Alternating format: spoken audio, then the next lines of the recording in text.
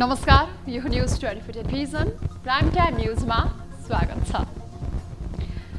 जटिल विवादमा मुछिएका प्रधान न्यायाधीश चोलेन्द्र शमशेर राणामाथि दबाव बढी नै रहेको छ। अहिले न्यायपालिकामा देखिएको विवादको समाधानको एकमात्र सूत्र उनको राजीनामा बनेको छ। पदीय मर्यादा नै जोगाउन नसकेका राणालाई सर्वोच्चकै अन्य न्यायाधीश, सर्वोच्च बार एसोसिएसन र नेपाल बार एसोसिएसनका पदाधिकारीले राजीनामा दिनै पर्ने सन्देश दिइसकेका छन्। न्यायपालिकालाई नेतृत्व दिनुपर्ने व्यक्तिमाथिको यो हदसम्मको विवादको बाछिटा कुन हदसम्म पर्नेछ, यो प्रश्न यति बेला उत्तरको पर्खाइमा छ। तर अहिलेको घटनाले यस्ता विवादलाई थप सतहमा नल्याउला भन्न त सकिँदैन, तर यति बेला यसले न्यायालयको छविलाई भने धुमिल बनाएको छ। यता आज फाइजर कम्पनीले निर्माण गरेको कोरोना भाइरस विरुद्धको खोप आइपुगेको छ। सरकारले खोप वितरण गर्ने कार्ययोजना नै सार्वजनिक समेत गरिसकेको छ। फाइजर खोप अन्यको तुलनामा बढी प्रभावकारी भएकोले थप खोप ल्याउनतर्फ सरकारको ध्यान जान आवश्यक छ। अहिले आएको खोप सङ्ख्यामा एकदमै थोरै छ। सोही कारण यसको सङ्ख्या बढाउन र समयमै यसको वितरण गर्नुपर्ने दायित्व सरकारको काँधमा छ। सरकार सञ्चालनको 100 दिन केही नगरेरै बिताएको सरकारले बाँकी समय पनि खोप आयात जस्तो गम्भीर विषयलाई बेवास्ता पो गर्छ कि भन्ने त्रास अझै कायमै छ। सम्बन्धित निकायको यसमा ध्यान पुगोस्। अब प्राइम टाइम न्यूजका हेडलाइन्स। प्रधान न्यायाधीश राणाले राजीनामा दिन चौतर्फी दबाव, राणा पदमा कायम रहँदा न्यायपालिकाको गरिमामा आँच आउने विश्लेषण।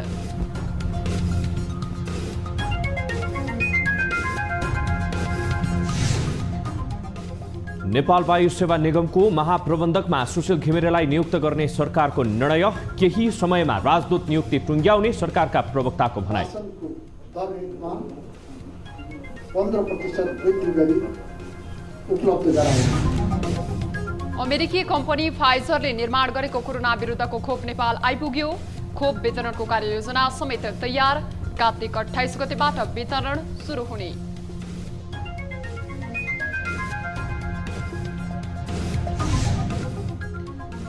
नेप्सेमा उच्च अङ्कको सुधार भएसँगै नेप्सेमा हरियाली बजार 87.63 अङ्कले बढ्दा कारोबार रकममा पनि सुधार।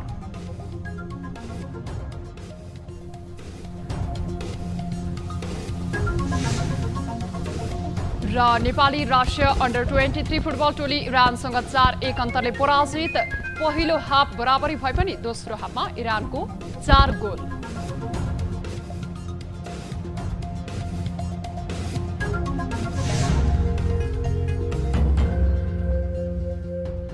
हामी निरन्तर न्यूजमा छौं। नेपाल बार एसोसिएसनले प्रधान न्यायाधीश चोलेन्द्र शमशेर राणाले राजीनामा दिनुपर्ने निष्कर्ष निकालेको छ। सोमबार बसेको बारको बैठकले राणाको राजीनामा नै उत्तम विकल्प रहेको ठहर गरेको हो। बारले मंगलबार बैठक बसेर औपचारिक निर्णय गर्ने जनाएको छ। यसअघि सर्वोच्च अदालतका न्यायाधीशहरूले प्रधान न्यायाधीश चोलेन्द्र शमशेर राणाले राजीनामा दिनुपर्ने निष्कर्ष निकालेका थिए। आज बसेको न्यायाधीशहरूको बैठकले प्रधान न्यायाधीशले सरकार विस्तारमा भाग खोजेको र यसले न्यायपालिकालाई बदनाम गराउने भएकोले राणाको राजीनामा उत्तम विकल्प भएको निष्कर्ष निकालेको हो। पछिल्लो समय न्यायपालिकामाथि गम्भीर प्रश्नहरू आइलागेका कारण र राणा अझै पनि प्रधान न्यायाधीश पदमा बसिरहँदा यसले थप असर गर्ने सो बैठकले निष्कर्ष निकालेको छ। सो निष्कर्ष निकालेका न्यायाधीशहरूले भोलि मंगलबार लिखित रूपमा समान धारणा पेश गर्ने निर्णय गरेको छ। यसअघि प्रधान न्यायाधीश राणाले फुलकोटको एजेन्डाबारे छलफलै नगरी बैठक आह्वान गरेको भन्दै न्यायाधीशहरूले आपत्ति जनाएका थिए। राणाले आफूलाई जोगाउनका लागि अन्य न्यायाधीशलाई अगाडि सारेको भन्दै असन्तुष्टि बढेको थियो। न्यायाधीशहरू आज यसरी छलफलमा जुट्दा अदालतको नियमित कारबाही भने प्रभावित बनेको छ। प्रधान न्यायाधीश चोलेन्द्र शमशेर राणालाई राजीनामा दिन चौतर्फी दबाव परेको छ। सर्वोच्च अदालतका न्यायाधीश, सर्वोच्च बार एसोसिएसन र नेपाल बार एसोसिएसन समेत प्रधान न्यायाधीश राणाको राजीनामा माग गर्ने लाइनमा देखिएको छ। यो सँगै प्रधान न्यायाधीश राणालाई राजीनामा दिन नैतिक दबाव बढेको हो। प्रधान न्यायाधीश राणामाथि संवैधानिक आयोग र मन्त्रीमण्डलमा भाग खोजेको आरोप छ। एक रिपोर्ट।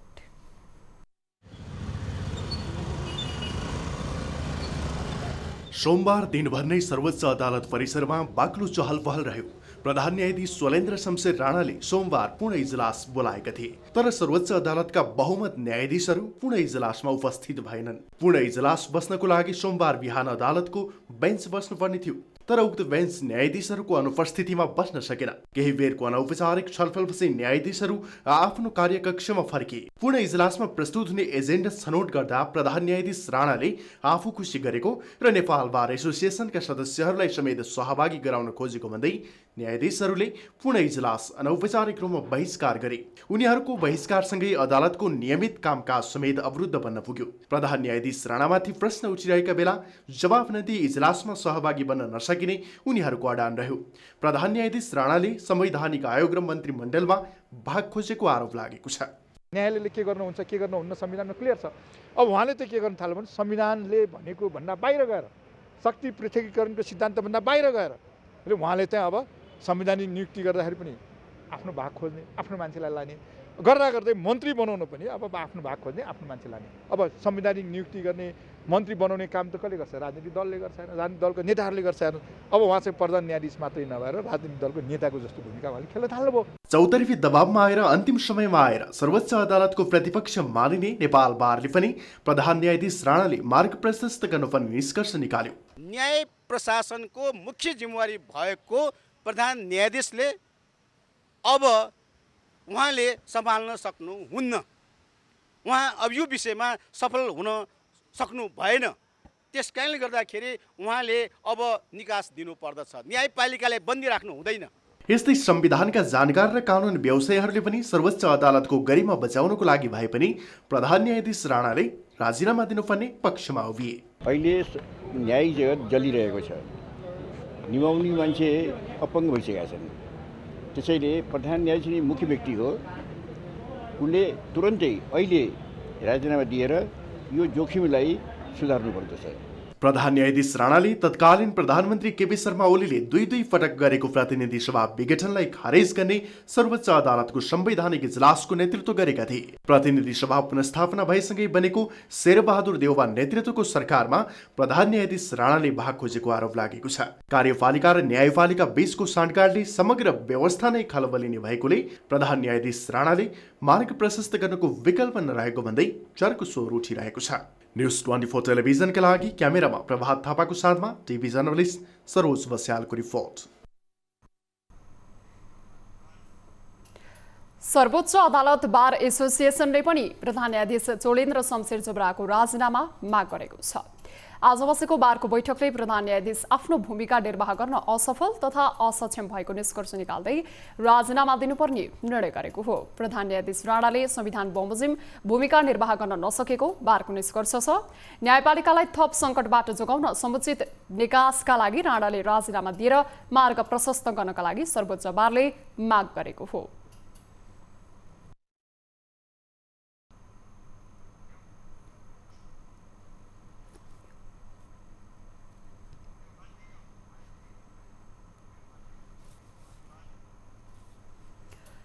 सरकारले बेमौसमी वर्षाका कारण बाढी र डुबानका कारण धान बालीमा भएको क्षतिको अध्ययन गर्न कार्यदल गठन गरेको छ। सिंहदरबारमा सोमबार बसेको मन्त्री परिषदको बैठकले धान बालीमा भएको क्षतिको अध्ययन गरी 3 दिनभित्र प्रतिवेदन पेश गर्न गृह मन्त्रालयका सचिवको नेतृत्वमा कार्यदल गठन गर्ने निर्णय गरेको हो। यस्तै बैठकले नेपाल वायुसेना निगमका अध्यक्ष सुशील घिमिरेको राजीनामा स्वीकृत गर्दै कार्यकारी अध्यक्षमा युवराज अधिकारीलाई नियुक्त गर्ने निर्णय गरेको सरकारका प्रवक्ता ज्ञानेन्द्र बहादुर कार्कीले जानकारी दिनुभयो।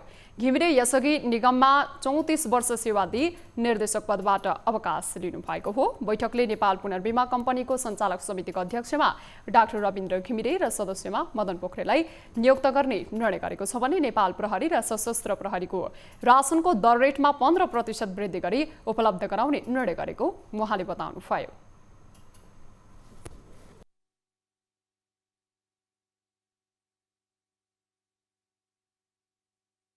नेपाल प्रहरी र सशस्त्र प्रहरीको रासनको दर रेटमा 15% वृद्धि गरी उपलब्ध गराउने, कोभिड-19 को महामारीबाट प्रभावित अति विपन्न परिवारलाई नगद हस्तान्तरण कार्यविधि 2078 स्वीकार गर्ने। प्रवक्ता कार्कीले विभिन्न देशमा रिक्त राजदूत नियुक्ति चाँडै गरिने जानकारी पनि दिनुभयो। दर्शकवृन्द, यति बेला न्यायालय क्षेत्र गरमाएको छ। विशेष गरी प्रधान न्यायाधीश चोलेन्द्र शमशेर राणाले मन्त्री परिषदमा भागभण्डा खोजेको विषयले यति बेला यो विवाद उत्कर्षमा पुगेको छ र यस विषयमा हामी थप कुराकानी गर्छौँ। कुराकानीका लागि यति बेला सर्वोच्च बार एसोसिएसनका अध्यक्ष पूर्णमान साक्य हामीसँग प्रत्यक्ष सम्पर्कमा जोडिनु भएको छ। सर, यहाँलाई स्वागत छ न्युज 24 टेलिभिजनको प्राइम टाइम बुलेटिनमा। धन्यवाद। विशेष गरी यति बेला चोलेन्द्र शमशेर राणाको यो विवाद छ र यति बेला चौतर्फी उहाँले चाहिँ राजीनामै दिनुपर्छ भन्ने दबाब आइरहेको छ। यहाँहरूले पनि उहाँलाई राजीनामै दिन सुझाव दिइरहनु भएको छ। उहाँले राजीनामै नै दिनुपर्ने खास कारण के हो र यो राजीनामाले नै यो समस्याको निकास हुन्छ भन्न सकिन्छ? अब यस्तो छ, यो प्रधान न्यायाधीशको नेतृत्वमा सम्पूर्ण न्यायपालिका चाहिँ आफ्नो काम कारबाही अगाडि बढाउने हो र प्रधान न्यायाधीशको नेतृत्व धेरै नै महत्त्वपूर्ण हुन्छ र अहिले उहाँ प्रधान न्यायाधीश भएदेखि नै सर्वोच्च अदालत र न्यायपालिका चाहिँ निरन्तर रूपमा चाहिँ विवादमा आएको कारणबाट र उहाँको नेतृत्वमा चाहिँ विकृति विसङ्गति र अझ बढी मौलाको कारणबाट र अहिले त आएर चाहिँ के भनेदेखि चाहिँ राजनैतिक भागभण्डामा समेत उहाँको संलग्नताको विषयवस्तु चाहिँ चर्चाको विषय भएको र यी सबै सन्दर्भमा चाहिँ अब सर्वोच्च अदालतमै पनि 14 जना न्यायाधीशले चाहिँ उहाँको फुल कोर्टमा एटेन्ड नगरेर बहिष्कार गरेको र यसले गर्दाखेरि आज दिनभरि नै सर्वोच्च अदालतमा काम कारबाही सबै ठप्प भएको। यी सबै कारणबाट चाहिँ यसको निपटारा कसरी हुन सकिन्छ भन्ने कुरामा चाहिँ सर्वोच्च बारले चाहिँ आफ्ना पूर्व अध्यक्ष पूर्व सचिवहरूका सल्लाहकार समितिसँग हाम्रो घनीभूत छलफल भयो र घनीभूत छलफलपछि के निष्कर्षमा पुगियो भनेदेखि चाहिँ यो विगत 3 वर्षदेखि चाहिँ जुन चाहिँ न्यायपालिकामा जुन चाहिँ चर्चाको विषय भनेको छ र न्यायपालिका चाहिँ गम्भीर किसिमको चाहिँ विवादमा चाहिँ फसिरहेको छ। ती सबै कुराहरूको लागि चाहिँ एउटा जिम्मेवारी भनेको चाहिँ नेतृत्वले लिनुपर्ने हुन्छ र यस सम्बन्धमा चाहिँ न्यायपालिकै भित्र पनि गम्भीर विश्वासको सङ्कटको स्थिति भएको र सबै जस्तो युनानिमस जस्तो सर्वसम्मतिबाटै हाम्रो सल्लाहकारहरूले पनि यस विषयमा सर्वोच्च बारले चाहिँ स्ट्यान्ड लिनुपर्छ भन्ने सल्लाह र सुझाव आएको कारणबाट यसमा चाहिँ हामीले चाहिँ यसको निकासको निमित्त अब सर्वोच्च अदालत लगायत सम्पूर्ण न्यायपालिकाको शुद्धिकरणको लागि र यसको चाहिँ सुचारू गराउनको लागि पनि नेतृत्वले चाहिँ यसलाई चाहिँ निकास दिनु समुचित निकास दिनुपर्छ र यसलाई अब अनिर्णयको बन्दी बनाएर राख्नु हुँदैन भन्ने हाम्रो ठहर। जस्तो न्यायालय क्षेत्र चाहिँ बारम्बार विवादमा आउने गरिरहेको छ। न्यायालय क्षेत्र विशेष गरी स्वतन्त्र हुनुपर्ने हो। न्यायको क्षेत्र नै यसरी विवादित बन्दाखेरि चाहिँ न्याय कसरी पाउन सकिन्छ भनेर जनताले पनि त्यो जनताप्रतिको आस्था पनि कम हुँदै गइरहेको अवस्था त छँदैछ नि एकातिर। अनि न्यायालय क्षेत्रलाई चाहिँ राजनीतिक दलका नेताहरूले चाहिँ आफू अनुकूल चलाउन खोजेको भन्ने किसिमका कुराहरू पनि आइरहेको हुन्छ र यो समग्र अहिलेको स्थिति हेर्दा त्यही अनुसार पनि चलिरहेको हो कि न्यायालय क्षेत्र भन्ने एउटा गम्भीर प्रश्न पनि उब्जिएको छ यति बेला। यसलाई चाहिँ अब प्रधान न्यायाधीश चोलेन्द्र शमशेर राणाले चाहिँ न्यायालयको गरिमा बचाउनका निम्ति भए पनि राजीनामा दिनुपर्ने भन्ने चौतर्फी दबाब बढिरहँदा यदि उहाँले राजीनामा नदिएको खण्डमा चाहिँ यो पछिको अवस्था के हुन्छ? अब हाम्रो चाहिँ के छ भनेदेखि चाहिँ व्यक्ति महत्त्वपूर्ण होइन, हाम्रो संस्था चाहिँ महत्त्वपूर्ण हो। व्यक्ति भनेको आउँछ जान्छ, तर संस्था चाहिँ समग्र राष्ट्रको एउटा चाहिँ नीति भएको हुनाले यसको निरन्तरता र यसको गरिमा हामी सबैले बचाएर राख्नुपर्छ। यसमा चाहिँ अब प्रधान न्यायाधीशले निकास दिँदाखेरि उहाँले कसरी निकास दिनुहुन्छ त्यो उहाँले विचार गर्ने कुरा हो। तर के छ भनेदेखि चाहिँ यो स्थिति आउनुमा राजनीतिक दलहरूले यी ठुला दुईटा राजनीतिक दल र गठबन्धनका दलहरूले चाहिँ न्यायपालिकाको गरिमा र न्यायपालिकाको शुद्धता र स्वतन्त्रताको लागि उहाँहरूले जुन जिम्मेवारी लिनुपर्ने हो त्यो जिम्मेवारी नलिएको कारणबाट चाहिँ यो चाहिँ कानुन व्यवसायीहरू र सर्वोच्च अदालतका अन्य न्यायाधीशहरूले चाहिँ हस्तक्षेप गर्नुपर्ने परिस्थिति चाहिँ आएको।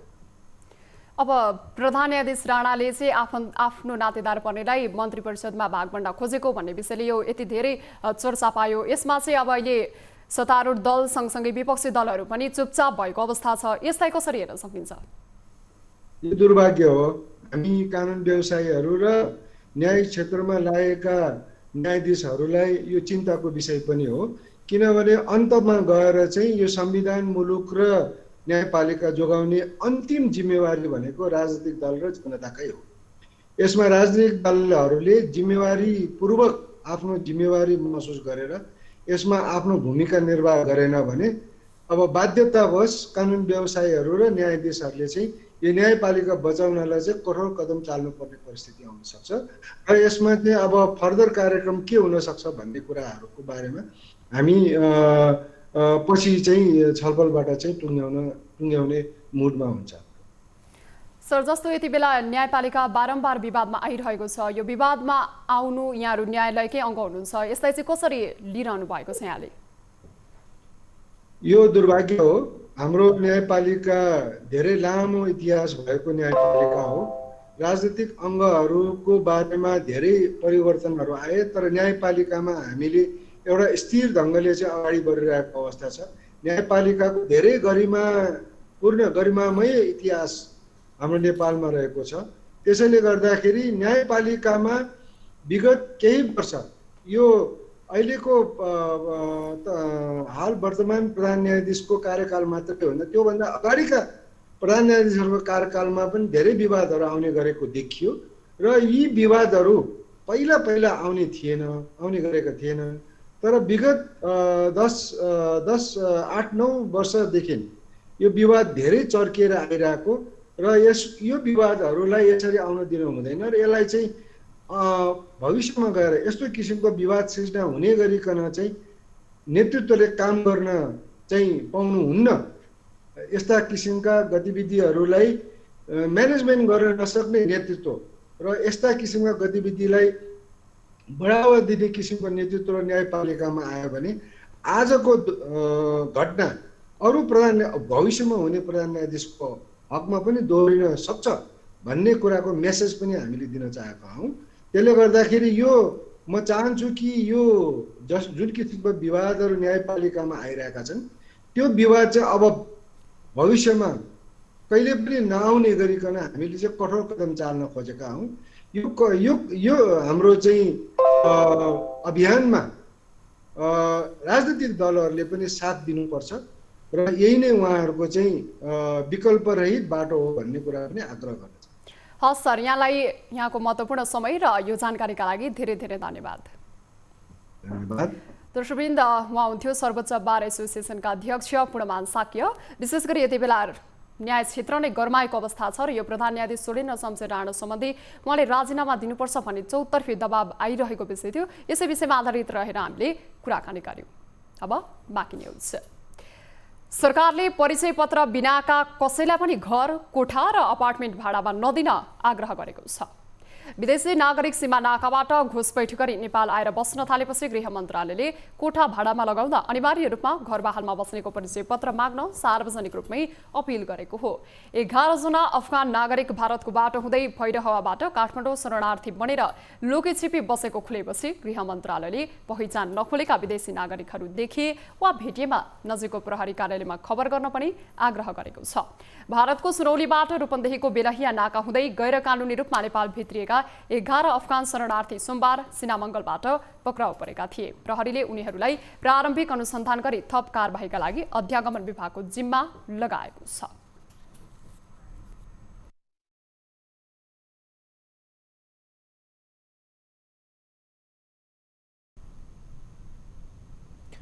हामी निरन्तर न्युजमा छौं। 2 पटक विघटन भएर पुनर्स्थापना भएको प्रतिनिधि सभा गतिशील बन्न सकिरहेको छैन। कानुन बनाउने मूल थलो राजनीतिक खिचातानीका कारण अहिले जनताका पीडा, माग र मुद्दाको विषयमा बहस गर्ने थलो नभई सत्तापक्ष र प्रतिपक्षको जुहारी गर्ने खेल मैदान बनेको छ। प्रतिनिधि सभा यस्तै अवस्था रहँदा यसले समग्रमा मुलुकको हित गर्न नसक्ने भन्दै यति बेला अर्ली इलेक्सनको बहस चलिरहेको छ। एक रिपोर्ट। यति बेला नेपालमा समय अगावैको अर्थात् अर्ली इलेक्सनको बहसले चर्चा पाइरहेको छ। 5 वर्षको लागि काम गर्ने म्यान्डेट पाएको प्रतिनिधि सभा 2 पटक विघटन हुँदा समय अगावै अर्थात् अर्ली इलेक्सनमा जानुपर्ने अवस्था थियो। तर हाल सो अवस्था छैन। तर पनि प्रमुख प्रतिपक्षी नेकपा एमाले मात्र नभई सरकारको नेतृत्व गरिरहेको पार्टी कांग्रेसका शीर्ष नेताहरूले यति बेला संसदलाई गतिशील बनाउने भन्दा पनि निर्वाचन केन्द्रित बनिरहेको देखिन्छ। पछिल्ला दिनमा यी दलका नेताहरूका प्रतिक्रिया हेर्दा पनि यो प्रश्नै देखिन्छ। उसो त प्रधानमन्त्री शेरबहादुर देउवाले गत भदौ 15 र 31 गते एमाले अध्यक्ष ओलीलाई भेट्न सरकारका प्रवक्ता ज्ञानेन्द्र बहादुर कार्कीलाई पठाएका थिए। सत्ता गठबन्धन निर्माण अघिसम्म निकट रहेका ओली र देउवाको प्रतिनिधि बीचको यो भेट प्रतिनिधि सभा नियमित गराउने विषयमा मात्र सीमित भएन। त्यहाँ अर्ली इलेक्सन र एमसीसी कार्यान्वयन समेत सो क्रममा उठान भएका विषय हुन्। यी 2 विषयका कारण पनि यति बेला देउवा र ओली एउटै कित्तामा उभिन सक्ने विश्लेषण हुन थालेका छन्। पछिल्लो समय प्रतिपक्षीमा बस्नुपर्दा संसदमा आक्रामक रूपमा प्रस्तुत भइरहेको एमाले यति बेला अर्ली इलेक्सनलाई प्राथमिकता दिइरहेको बुझ्न कठिन छैन। अहिलेको राजनीतिक निकासको उपयुक्त विकल्प अर्ली इलेक्सन नै भएको एमालेको ठम्याइ छ। ताजा जनादेशबाटै मुलुकले एउटा नयाँ चाहिँ स्पष्टता पाउन सक्छ भन्ने हाम्रो बुझाइ छ, हाम्रो निष्कर्ष छ। तर हामीले मात्रै भनेर भएन। यसका लागि सत्तारूढ गठबन्धन के गर्छ, सत्ताका साथीहरू के गर्छन् थाहा छैन। नेपाली काङ्ग्रेसभित्र त्यसबारेमा छलफल सुरु भएको हामीलाई थाहा छ। तर काङ्ग्रेसले एक्लै निर्णय गरेर पनि हुँदैन होला। त्यहाँ गठबन्धनका अरू पक्षहरू, गठबन्धनका कतिपय पक्षहरूमा कस्तो देखियो भने उहाँहरू चुनाव भनेपछि एकदम तर्सिनी जस्तो पनि देखिएको अवस्था छ। गठबन्धन सरकारको नेतृत्व गरिरहेको कांग्रेस पनि जनभावना अनुसार काम गर्न नसकेको भन्दै लोकप्रियता भन्दा धेरै आलोचित बन्दै गएको छ। प्रधानमन्त्री देउवाले पनि गठबन्धन सरकारप्रति असन्तुष्टि जनाइसकेका छन्। संसद पनि राम्रोसँग चल्न नसक्ने र सरकार सञ्चालनमा पनि खिच्चातानी झेल्नुपर्ने भएपछि कांग्रेस भित्रै पनि अर्ली इलेक्सनको कुरा जोडतोडले उठ्न थालेको छ। अरूको विभाजनमा आफ्नो सफलता देख्नेहरूको कारणले गर्दा चाहे केपी ओलीजीको पालामा होस् चाहे अहिले होस् अध्यादेशको प्रयोग गरियो। त्यसैले यसरी मुलुकभरि चलिरहनुभन्दा अर्ली इलेक्सन गराएर स्थायित्वतिर जानु उपयुक्त हुन्छ र समाधान पनि यसले निकाल्न सक्छ। नेकपा एकीकृत समाजवादी, नेकपा माओवादी केन्द्र लगायतका दलहरू भने सरकारले पुरै कार्यकाल काम गरेर मात्रै आम निर्वाचनमा जानुपर्ने लाइनमा छन्। सरकार र संसदमा देखिएको यो राजनैतिक गतिरोध अन्त्य भएर दोस्रो पटक बिउतिएको प्रतिनिधि सभा पुनः कार्यकालसम्म रहला वा मुलुक अर्ली इलेक्सनतिर जाला, त्यसको लागि भने केही समय कुर्नै पर्ने हुन्छ। न्युज 24 टेलिभिजनका लागि क्यामेरामा सुनिल गुरुङका साथमा टिभी जर्नलिस्ट उपेन्द्र साईको रिपोर्ट। लुम्बिनी प्रदेशसभामा दर्ता भएको सञ्चार विधेयक परिमार्जन गर्ने विषयमा छलफल सुरु भएको छ। विधेयकको चौतर्फी आलोचनाको व्यापक आलोचना र विरोध भएपछि त्यसलाई परिमार्जन गर्ने वा पुनर्लेखन गर्ने भनेर प्रदेश सरकारले छलफल सुरु गरेको हो। पत्रकार महासंघ, पत्रकार संघ संगठनका प्रतिनिधि राखेर गरिएको अन्तर्क्रियामा विवादित विषयलाई कसरी हल गर्न सकिन्छ भनेर सरकारले सुझाव लिएको छ। छलफलमा विधेयकमा सबैको सकारात्मक सुझाव आवश्यक रहेको सरकारवालाको भनाइ छ। प्रदेश सरकारले भने विधेयकलाई सच्याएर अघि बढ्न तयार भएको बताएको छ।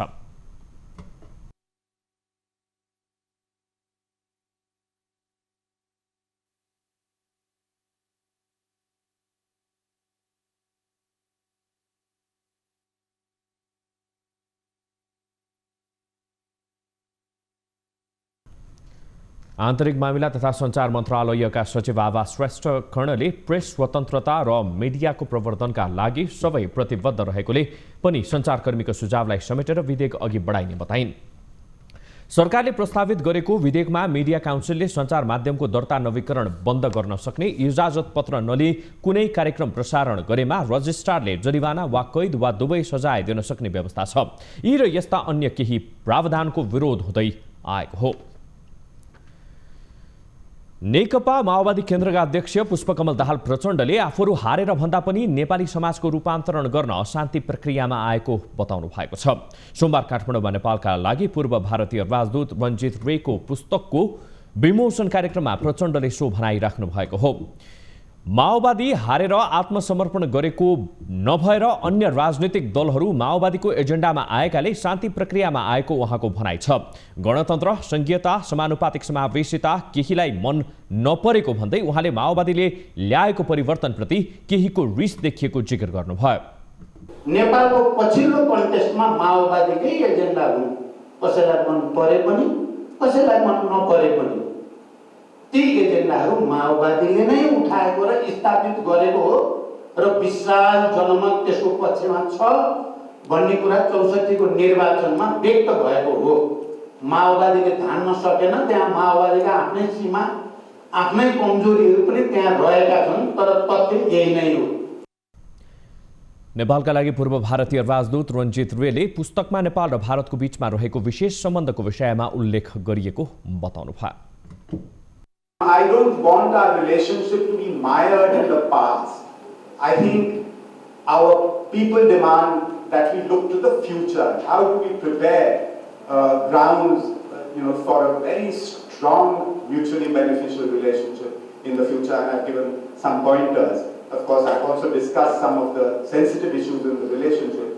But I think that my objective is how do we move ahead. 2072 सालमा भारतले नेपालमाथि लगाएको नाकाबन्दीको समयमा राजदूत रहेका रेले पुस्तकमा नेपाल भारत सम्बन्धका विभिन्न आयामका बारेमा उल्लेख गरिएको छ। सञ्चार तथा सूचना प्रविधि मन्त्री ज्ञानेन्द्र बहादुर कार्कीले मुलुकलाई समृद्धिको दिशातर्फ अग्रसर गराउने बाटोमा ध्यान दिन जरुरी रहेको बताउनु भएको छ। विज्ञापन दिवसका अवसरमा विज्ञापन बोर्डले सोमबार काठमाडौँमा आयोजना गरेको कार्यक्रममा मन्त्री कार्कीले मुलुकमा दिगो राजनैतिक प्रणाली स्थापित भइसकेको भन्दै अब सबैले मुलुकलाई विकास र समृद्धिको दिशातर्फ उन्मुख गराउने बाटोमा ध्यान दिनुपर्ने बताउनु भएको हो। आचार संहिताको कुरा गरेर समाज अघि बढ्न नसक्ने भन्दै उहाँले सभ्य समाज निर्माणका लागि व्यवस्थित र सकारात्मक सोचको जरुरी रहेको धारणा राख्नुभयो। विज्ञापन गरिने वस्तु वा सेवाको बारेमा सकारात्मक वा नकारात्मक धारणा बनाउँदछ। त्यसैले विज्ञापन सामग्री उत्पादन, प्रसारण र प्रकाशन गर्ने व्यक्ति वा संस्थाले सरल भाषा शैलीको प्रयोग, प्रस्तुतिमा परिपक्वता र वस्तु तथा सेवाको बारेमा सही जानकारी दिने सामग्री निर्माणमा ध्यान दिनुपर्दछ। कार्यक्रममा उद्योग वाणिज्य महासंघका अध्यक्ष शेखर गोल्छाले कोरोनाका कारण अर्थतन्त्रमा परेको पीडालाई न्यूनीकरण गर्नका लागि निजी व्यवसाय गम्भीर रहेको बताउनुभयो। बजारमा झन्डै 6 अर्बको नोक्सानी भएको छ, 6 अर्बको रेभिन्यू लस भएको छ भन्ने कुराहरू तथ्याङ्कले देखाएका छन्। कोभिडको उद्योग व्यवसाय, रोजगारी र समग्रमा अर्थतन्त्रमा परेको असरको पीडा हामी सबै उद्योगी व्यवसायहरूले हामीले यसलाई पीडा महसुस पनि गरेका थियौँ। यस्तो अवस्थामा क्विक रिकभरी गर्नेतिर हामीले सम्पूर्ण उद्योगी व्यवसायहरूले यसमा ध्यान पुर्याउनु पनि जरुरी छ। कार्यक्रममा सरकारवालाहरूले नेपालको विज्ञापन बजारलाई व्यवस्थित गर्नुपर्नेमा जोड दिएका थिए। विज्ञापन ऐन 2076 जारी गरिएको 2 वर्ष पूरा भएको अवसरमा विज्ञापन दिवस मनाइएको हो। न्युजहरू अझै बाँकी छन्। यो समय हो लाइफ बोय हात धुने ब्रेकको।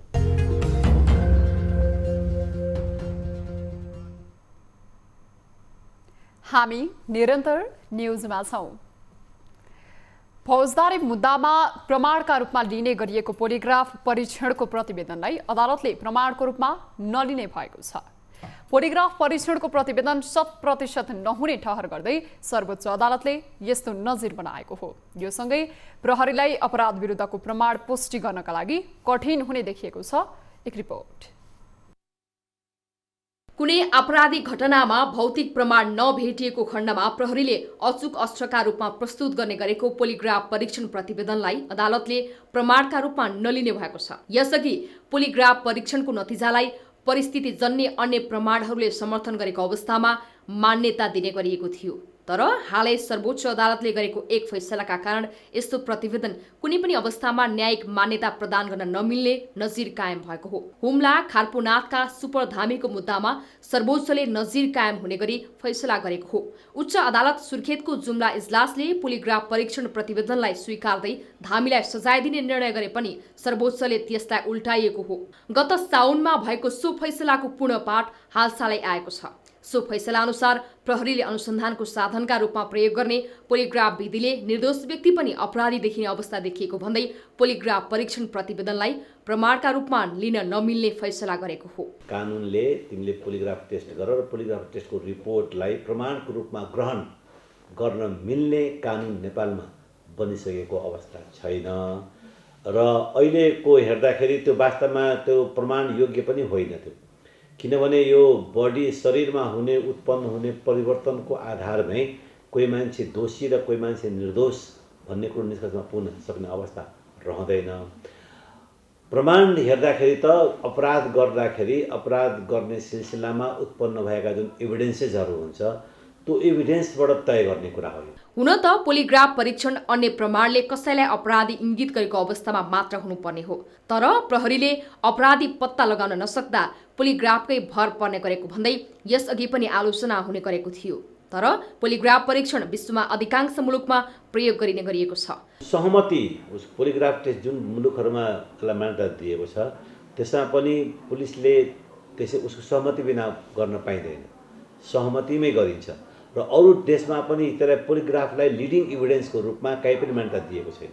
अरू इभिडेन्सको रूपलाई यसले सपोर्ट मात्रै हो, यो अरू लिडिङ इभिडेन्सहरू छ त्यसमा थप यसले जोड गर्दै अझै बल पुर्याइदिने भन्छ नि, बल पुर्याउनेको रूपमा कहीँ कहीँ ग्रहण गरिन्छ।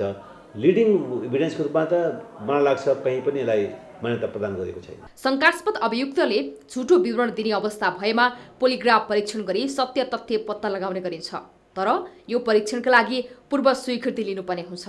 नेपालमा भने यसबारे कुनै स्पष्ट व्यवस्था नै थिएन। सर्वोच्चले पोलिग्राफको प्रतिवेदनमाथि प्रश्न उठाउँदै यसलाई प्रमाणका रूपमा लिन नमिल्ने निर्णय गर्दा प्रहरीलाई भने यसले अप्ठ्यारो पार्ने देखिन्छ।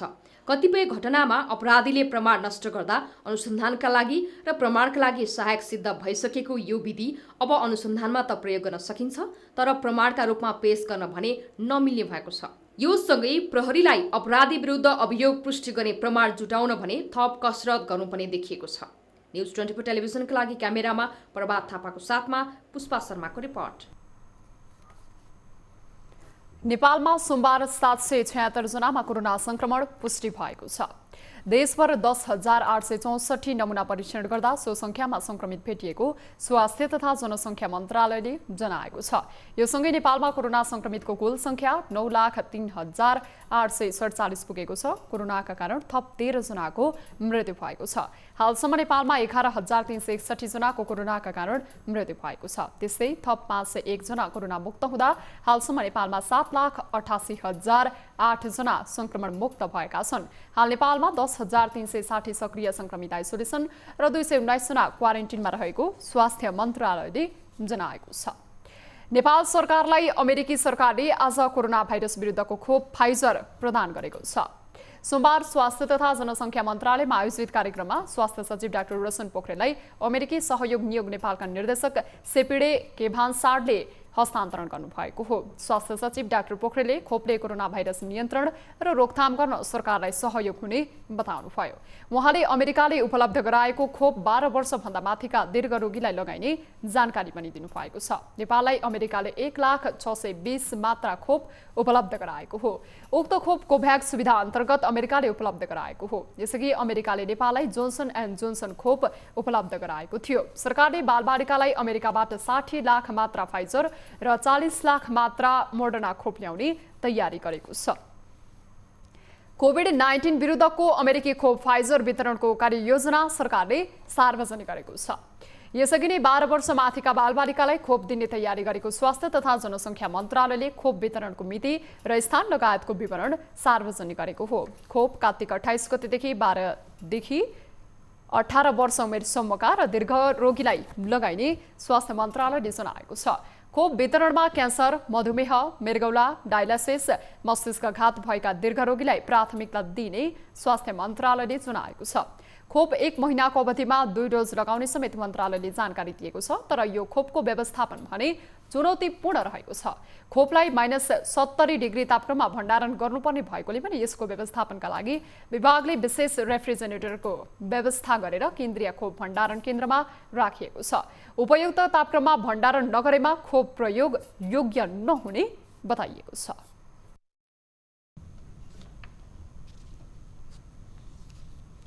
हामी निरन्तर न्युजमा छौँ। नेपालमा हिन्दू धर्मसँग निकट धर्मगुरुहरूको सम्मेलन भैरवामा भएको छ। ओमकार परिवारको विराट धर्म सभामा विभिन्न मन्दिर एवं पीठका पीठाधीशहरू र धर्मगुरुहरूको उपस्थितिमा धर्म सम्मेलन आयोजना गरिएको हो।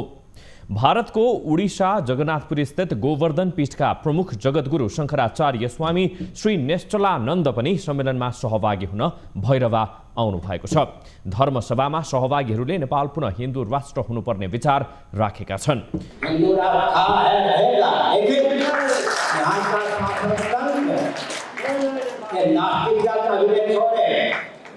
बहुत अच्छा से मिलेगा उसको, और डंके की जोर से कहे भौतिक उत्कर्ष के लिए भी हिंदू राष्ट्र होना नेपाल के लिए अनिवार्य है। हिन्दू धर्म संस्कृतिभित्र रहेका ओमकार परिवार बीच एकताको अभियान सञ्चालन गर्ने धर्म सम्मेलनको मुख्य उद्देश्य छ।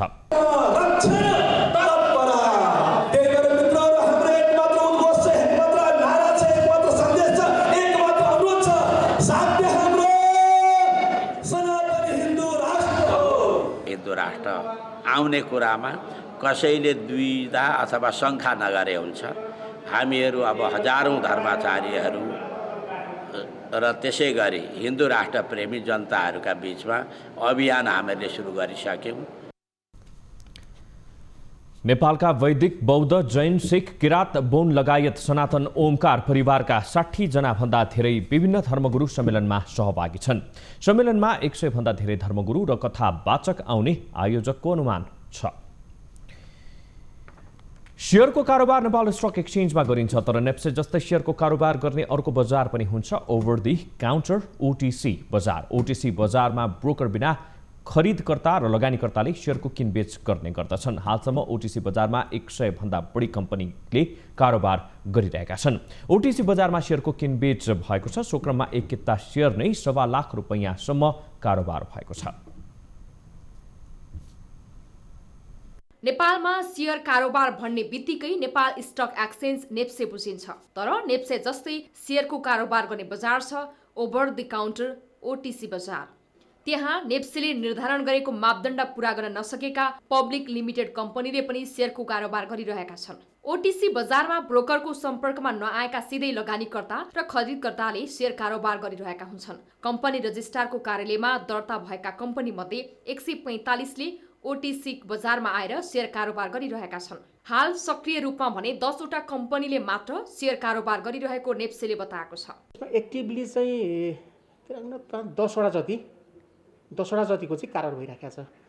अब कतिको चाहिँ एकचोटि कारोबार हुने अनि सिद्धिने, अनि अर्को चाहिँ सेकेन्डरी मार्केटमा लिस्टिङ भएपछि यहाँबाट स्वतः हटिहाल्छ। त्यही हो, 10 वटा जति चाहिँ कम्पनीको चाहिँ एक्टिभली कारोबार भएको छ। ओटिसी बजारमा शेयर कारोबारका लागि लगानीकर्ता र खरिदकर्ता बीचको सम्झौता नै अन्तिम हुन्छ। मूल्य त्यही तोकिन्छ।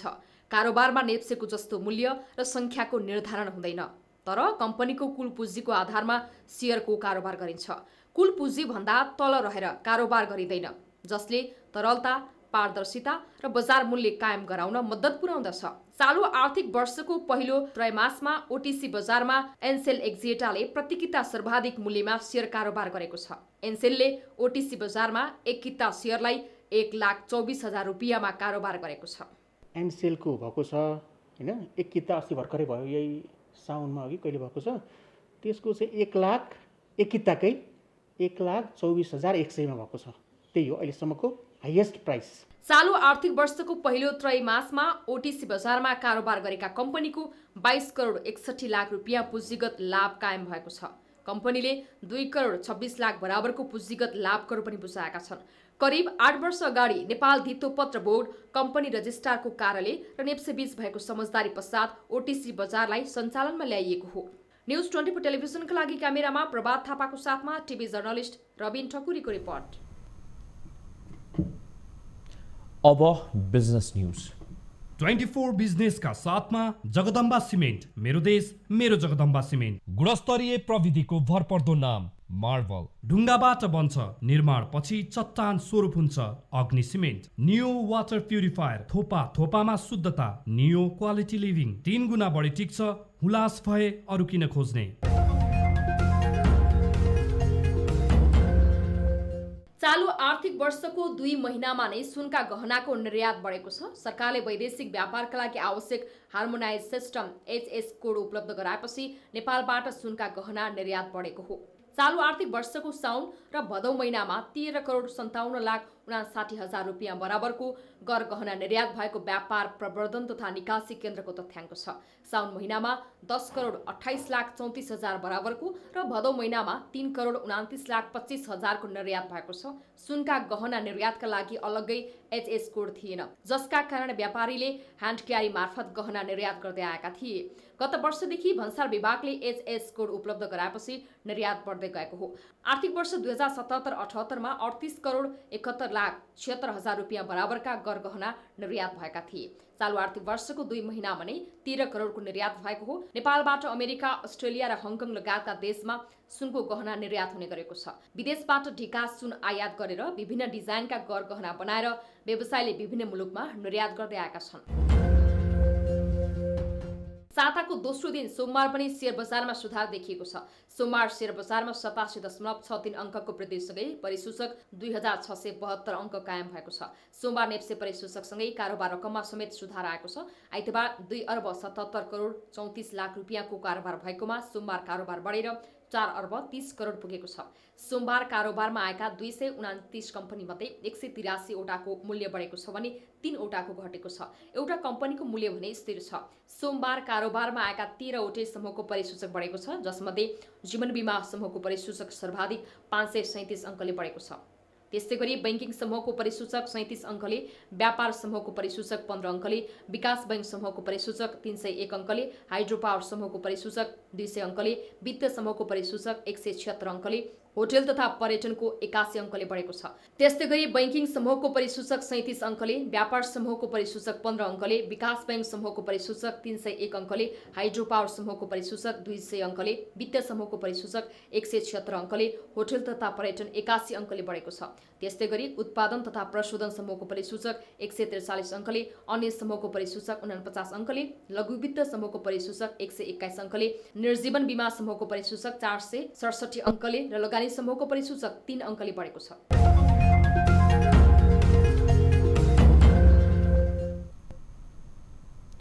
न्युजहरू अझै बाँकी छन्। यो समय हो लाइफ बोय हात धुने ब्रेकको।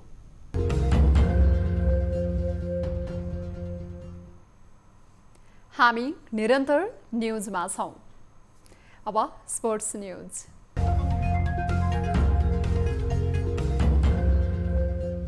तेइस वर्ष मुनिको नेपाली राष्ट्रिय फुटबल टोली इरानसँग पराजित भएको छ। एएफसी अन्डर-23 एसियन कप छनौट अन्तर्गत समूह चरणको पहिलो खेलमा नेपाल 4-0ले पराजित भएको हो। चारै गोल खेलको दोस्रो हाफमा भएको हो। नेपालले अब बिहिबार हुने दोस्रो खेलमा आयोजक ताजिकिस्तानको सामना गर्नेछ। अन्तिम खेल आइतबार लेबनान विरुद्ध हुनेछ। नेपालले हालसम्म एएफसी अन्डर-23 एसियन कप प्रतियोगिताको छनौट चरण पार गर्न सकेको छैन। पछिल्लो 2 संस्करणमा नेपाली टोली जित विहीन हुँदै छनौटबाट घर फर्केको थियो। ए डिभिजन च्यासल युथ क्लबले 2 विदेशी खेलाडीलाई अनुबन्ध गरेको छ। च्यासलले क्यामरूनका 22 वर्षीय कितुवा यानिक र 25 वर्षीय मौसा आवागानालाई अनुबन्ध गरेको हो। पत्रकार सम्मेलन गर्दै पहिलो संस्करणको नेपाल सुपर लिगमा पोखरा थन्डर्सबाट खेलेका दुवैले उत्कृष्ट प्रदर्शन गरेकाले उनीहरूलाई अनुबन्ध गरेको च्यासलले जनाएको छ। यसअघि च्यासलले नेपाली मूलका इटालियन खेलाडी विकास मेराग्लियालाई पनि अनुबन्ध गरिसकेको छ। शहीद स्मारक ए डिभिजन फुटबल लिग नजिकै गर्दा क्लबहरूले खेलाडीहरू अनुबन्ध गर्ने कार्यलाई निकै तीव्रता दिएका छन्। ए डिभिजन लिग कार्तिक 29 गतेबाट सुरु हुँदैछ।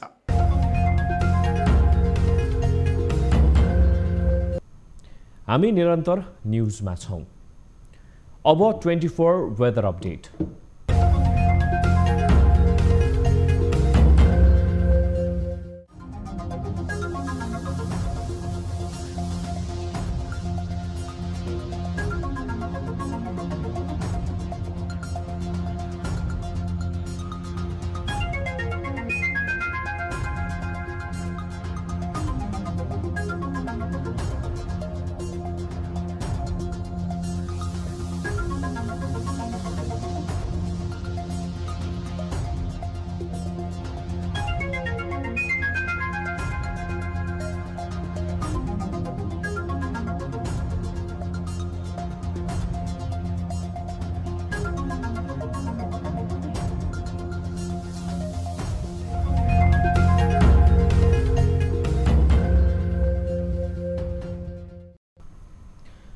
अब प्राइम टाइम न्यूज सकिनु अघि अहिलेसम्मका हेडलाइन्स पुनः एकपटक।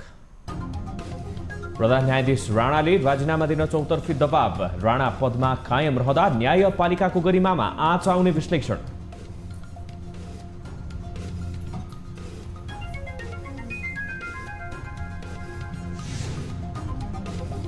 नेपाल वायुसेना निगमको महाप्रबन्धकमा सुशील घिमिरेलाई नियुक्त गर्ने सरकारको निर्णय, केही समयमा राजदूत नियुक्ति टुङ्ग्याउने सरकारका प्रवक्ताको भनाई।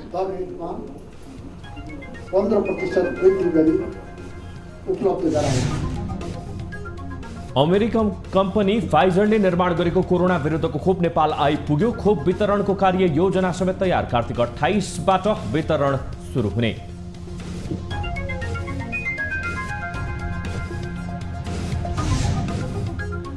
नेप्सेमा उच्च अङ्कको सुधार भएसँगै नेप्सेमा हरियाली, बजार 87.36 अङ्कले बढ्दा कारोबार रकममा पनि सुधार।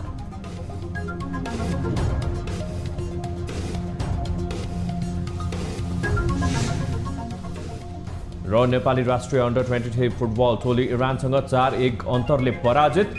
पहिलो हाफ बराबरी भए पनि दोस्रो हाफमा इरानको 4 गोल।